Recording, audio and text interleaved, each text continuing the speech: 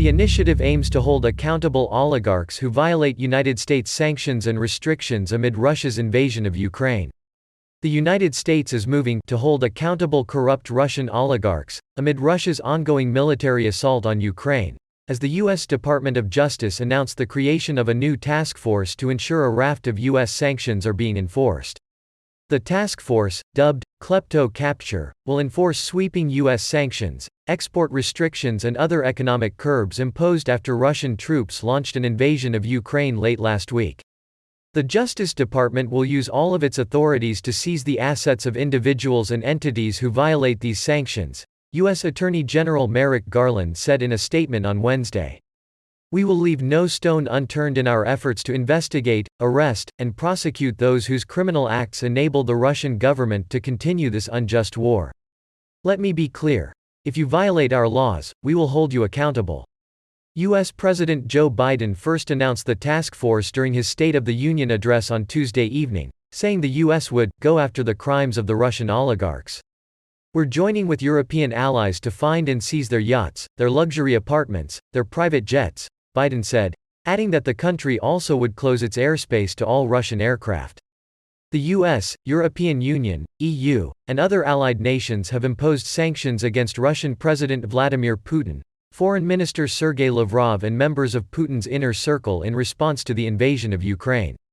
Other economic restrictions also targeted Russia's central bank, among other financial institutions, as the international community pushes for an end to the Russian military assault on its neighbor.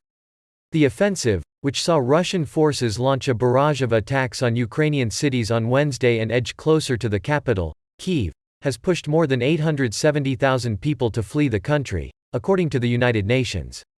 On Sunday, EU Chief Ursula von der Leyen said the bloc would shut its airspace for Russian-owned, registered and controlled aircraft.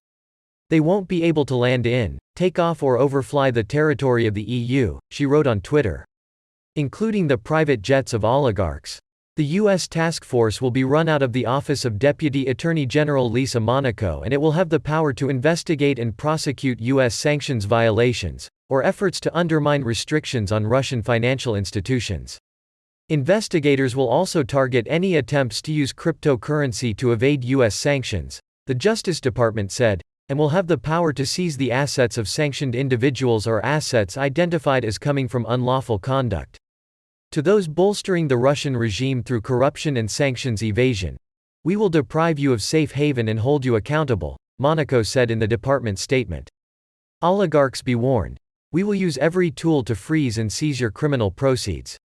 Later on Wednesday, Secretary of State Antony Blinken announced that he will be visiting Belgium, Poland, Moldova, Latvia, Lithuania and Estonia over the next week. The Secretary of State said the sanctions imposed by the US and its allies have had a powerful effect on the Russian economy. President Putin may have assumed that the United States and our allies were bluffing when we warned of massive, unprecedented consequences, Blinken told reporters. But as President Biden likes to say, big nations can't bluff. The United States doesn't bluff. Still, he added that Washington has not closed the door for diplomacy to resolve the crisis. It's much more difficult for diplomacy to succeed when guns are firing, tanks are rolling, planes are flying, he said. But if Russia pulls back and pursues diplomacy, we stand ready to do the same thing. Blinken also said the U.S. supports any diplomatic efforts by Ukraine to secure a ceasefire. Russian and Ukrainian representatives had met for talks near the Belarusian border earlier this week, but the negotiations failed to produce an end to the violence.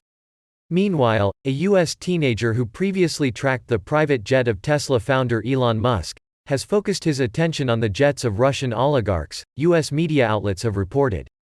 Jack Sweeney, 19, runs 2 Twitter pages that respectively track aircraft associated with Putin, the Russian president, as well as Russian oligarchs, The Wall Street Journal reported. The latter account, dubbed Russian Oligarch Jets, tracked approximately 40 planes and helicopters associated with the oligarchs as of Tuesday, the newspaper said. It had more than 274,000 followers as of Wednesday afternoon.